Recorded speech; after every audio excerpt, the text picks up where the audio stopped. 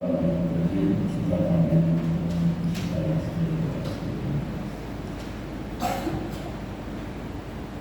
വചനത്തില് യേശു രണ്ട് പ്രധാനപ്പെട്ട കാര്യങ്ങൾ സ്മരിപ്പിക്കുകയാണ്.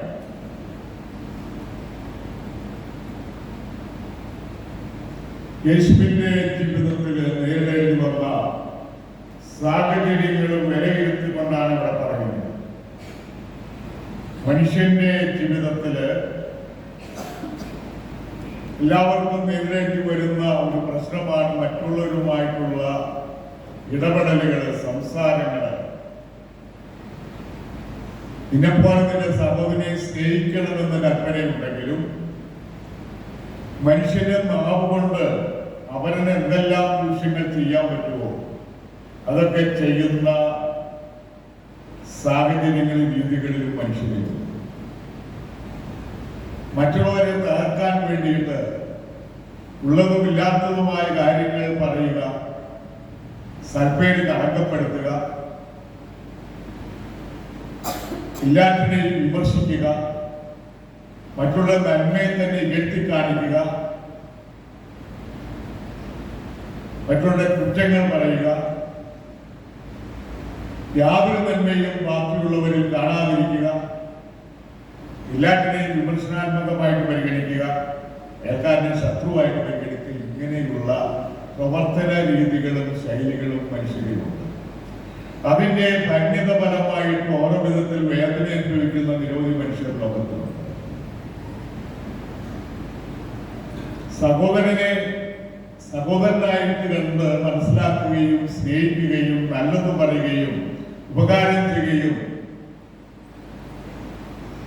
അങ്ങനെ അവന്റെ നന്മ ഉയർത്തി കാണിക്കാനായിട്ട് നമുക്ക് കഴിയണമെന്നുള്ളതാണ് വചനങ്ങൾ വഴി നമ്മൾ മനസ്സിലാക്കേണ്ടത്.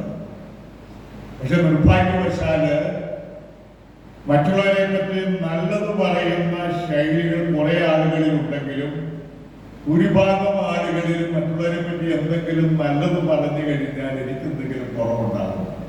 അതുകൊണ്ട് അവന്റെ കുറ്റം എവിടെയാണെന്ന് കണ്ടുപിടിക്കുക. അപ്പൊ ഈ ഭിത്തി വെള്ളയടിച്ച ഭിത്തിയാണ്. ഇവിടെ ഒരു കറുപ്പുണ്ടെങ്കിൽ എടുത്തു കാണിക്കുക.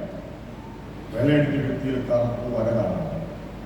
അപ്പൊ നമ്മളവിടെ ഭിത്തി നോക്കുമ്പോൾ മൊത്തം വെളുപ്പാണെങ്കിലും അവിടുത്തെ ആ ബ്ലാക്കിലുള്ള ആ ലൈനാണ് നമ്മുടെ ശ്രദ്ധയിൽപ്പെടുക. അതുപോലെ മറ്റുള്ളവരുടെ ജീവിതത്തിൽ നിരവധി നന്മകളുണ്ടെങ്കിലും അവന്റെ ജീവിതത്തിലെ കുറവുകളാണ് നമ്മുടെ മുമ്പിൽ ഉയർന്നു നിൽക്കുക. അതിനെയാണ് നമ്മൾ ഉയർത്തി കാണിക്കുക. അത് പറഞ്ഞുകൊണ്ടാണ് ബാക്കിയുള്ളവരുടെ മുമ്പിൽ മറ്റുള്ളവരെ ചെറുതാക്കുക എന്നുള്ളത്. ഇവിടെ രണ്ടു കാര്യങ്ങൾ പറയുന്നുണ്ട് യേശു. യോഹന്നാൻ അപ്പം ഭക്ഷിക്കാത്തതിനും വീഞ്ഞു കുടിക്കാത്തതിനുമായി വന്നവനെ പിശാച് ബാധിച്ചു നിങ്ങൾ പറയുന്നു. സ്നാപകന്റെ ജീവിതത്തില് അദ്ദേഹം പരിപരുത്ത ജീവിതശൈലി, താമസ ജീവിതശൈലി തിരഞ്ഞെടുത്ത ആളാണ്. മരുഭൂമിയിൽ വസിച്ചുകൊണ്ട് ഒട്ടകത്തിന്റെ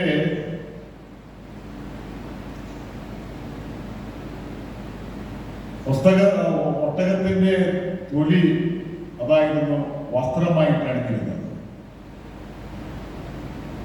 അതുപോലെ ആഹാരം കാട്ടിൽ നിന്ന് കിട്ടുന്ന വസ്തുക്കൾ കാട്ടുകയിലും കാട്ടുകടങ്ങളും പഴങ്ങളും ഒക്കെ.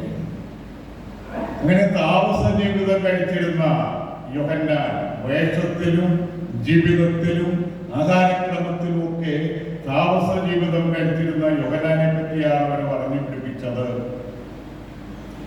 ഭക്ഷിക്കാത്തതിനും വീഞ്ഞു കുടിക്കാത്തതിനുമായിട്ടുള്ള അവന് പിശാച് ബാധിച്ചിരിക്കുന്നു. അതുകൊണ്ടാണ് മണലാരണ്യങ്ങളിൽ താമസ ജീവിതം കഴിക്കുന്നത്, ഇങ്ങനെയുള്ള പ്രത്യേക വസ്ത്രധാരണം, ആഹാരക്രമം ഇങ്ങനെ വന്നിരിക്കുന്നത് എന്ന സ്നാപകനെ അപഹസിച്ചാണെന്നതാണ് യേശുവിടെ പറയുന്നത്.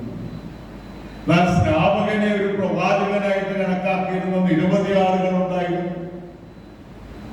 യോർദാൻ നദിയിൽ വെച്ച് ആളുകൾ സ്നാപകനിൽ നിന്നും ഹരിതാപത്തിന്റെ മാംസാസ്വദിക്കാൻ വേണ്ടി ഓടിക്കൂടി. സ്നാപകന്റെ അടുത്തോട് ചോദിച്ചു, ഞങ്ങൾ എന്താണ് ചെയ്യേണ്ടത് അവരുടെ ജീവിതത്തിൽ സത്യവും നീതിയും ഒക്കെ പാലിക്കാൻ? അന്വേഷിക്കാൻ ഓരോരുത്തരോടും പറഞ്ഞു, മറ്റുള്ളവരെ അന്യായമായിട്ട് പീഡിപ്പിക്കരുത്, മറ്റുള്ളവരിൽ നിന്ന് കൈക്കൂലി വാങ്ങാൻ പാടില്ല, നന്മയായിട്ട് ചെയ്തു കൊടുക്കുക വചനങ്ങൾ യോഹന്നാൻ അവരോട് പറയുകയാണ്. ഈ യേശു വീണ്ടും പറയാണ്, മനുഷ്യപുത്രൻ ഭക്ഷിക്കുന്നവനും പാനം ചെയ്യുന്നതിനുമായിട്ട് വന്നു. അപ്പോൾ ഇതാ ഭോജനപ്രിയനും മദ്യപനും യുഗക്കാരുടെയും പാപിയുടെ സ്നേഹിതനുമായ മനുഷ്യനെന്ന് നിങ്ങൾ പറയുന്നു. അപ്പോൾ യേശു സാധാരണ ജീവിതമാണ് കഴിച്ചിരുന്നത്.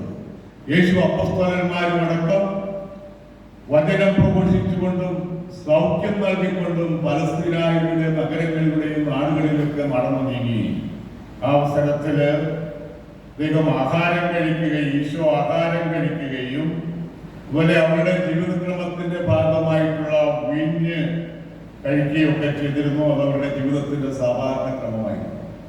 അതുകൊണ്ടാണ് ഈശോ കാനായിലെ കല്യാണ വിരുന്നിൽ വെച്ച് കല്യാണ സദ്യക്ക് ഏറ്റവും ആവശ്യമായിട്ടുള്ള വൈൻ തീർന്നു പോയപ്പോൾ മാതാവിന്റെ പ്രേരണയനുസരിച്ച് യേശു തന്റെ ആദ്യത്തെ അടയാളമായിട്ടുള്ള വെള്ളം വീഞ്ഞാക്കുന്ന ആ അത്ഭുതം അടയാളം യേശു പ്രവർത്തിച്ചത്. നമ്മുടെ ജീവിതത്തിലേക്ക് കടന്നു വന്നു കഴിഞ്ഞാൽ നമ്മുടെ ജീവിതത്തിലെ ഒത്തിരി പ്രശ്നങ്ങൾ, എന്താ ഒത്തിരി പ്രശ്നങ്ങൾ? ഒന്ന് പൊരുത്തപ്പെടാനുള്ള പ്രശ്നങ്ങളാണ്, മറ്റുള്ള നന്മ കണ്ട് അഭിനന്ദിക്കാനുള്ള പ്രശ്നങ്ങളാണ്. നമുക്ക് യാതൊരു നഷ്ടമില്ലാതെ ബാക്കിയുള്ള ആളുകളെ നേടിയെടുക്കാൻ, അവരുടെ സൗഹൃദം പിടിച്ചെടുക്കാനും പറ്റുന്ന ഒരു നല്ല കാര്യമാണ് മറ്റുള്ളവരെ പറ്റി നല്ലത് പറയുക. ഉദാഹരണം പറഞ്ഞാൽ, അയൽപക്കത്തെ കുട്ടി നന്നായിട്ട് പരീക്ഷ പാസ്സായി, അപ്പോൾ ആ കൊച്ചിനെ അഭിനന്ദിക്കുക. നന്നായിരിക്കുമ്പോൾ നിനക്ക് ഇതിനേക്കാളും വലിയ കാര്യങ്ങൾ ചെയ്യാൻ പറ്റും, ഇതിനേക്കാൾ ഉയർന്ന പരീക്ഷകൾ ജയിക്കാൻ പറ്റും, ജീവിതത്തിൽ കൂടുതൽ ഉയർച്ചയിലേക്ക് എത്താനായിട്ട് കഴിയും. അപ്പോൾ അതിൽ ആനന്ദിക്കുക, സന്തോഷിക്കുക. അതുപോലെ നമ്മുടെ ജീവിതങ്ങളിൽ നല്ലത് പറയുന്ന രീതി, മറ്റുള്ളവരെ ആദരിക്കുന്ന ജീവിതശൈലി. നമ്മുടെ ഒത്തിരി പ്രശ്നങ്ങൾ നമ്മുടെ കുടുംബത്തിൽ തന്നെ പ്രശ്നമുണ്ട്. പ്രായമായി ഒരു ചെറുപ്പക്കാരൻ തമ്മിലുള്ള പ്രശ്നങ്ങൾ, പൊരുത്തപ്പെടാനുള്ള പ്രശ്നങ്ങൾ, ഓരോ വാക്കും അത് ജീവിതത്തെ ഓരോ വ്യക്തിയും ആയിരിക്കുന്നത് പോലെ മനസ്സിലാക്കുകയും അതനുസരിച്ച് പ്രതികരിക്കുകയും ചെയ്യണം. പ്രായമായ ആളാണെങ്കിൽ ഓർമ്മക്കുറവൊക്കെ ഉണ്ടാകും, ചിലപ്പോൾ പറഞ്ഞത് തന്നെ പറഞ്ഞുകൊണ്ടൊന്നിരിക്കും.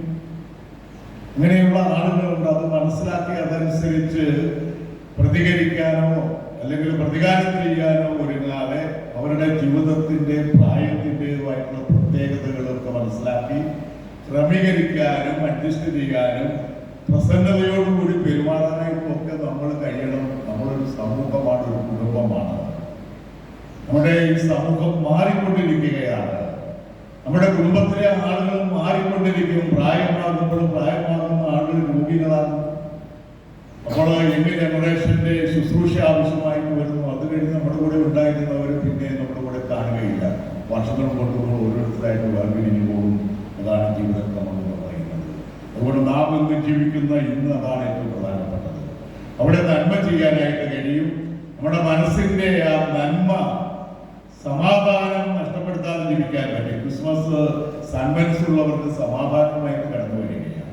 അപ്പോൾ നമ്മുടെ മനസ്സിനെ രൂപപ്പെടുത്തിയെടുക്കാം, സന്മനസ്സുണ്ടാക്കാം, ഹൃദയങ്ങളെ പരിശോധിക്കാം, എല്ലാവരുമായിട്ട് അനുരഞ്ജിതരാകാം, നല്ല സംസാരങ്ങൾ കാഴ്ചവെക്കാം, നമ്മുടെ കൂടെയുള്ളവരെ സ്നേഹത്തോടെ പെരുമാറാം.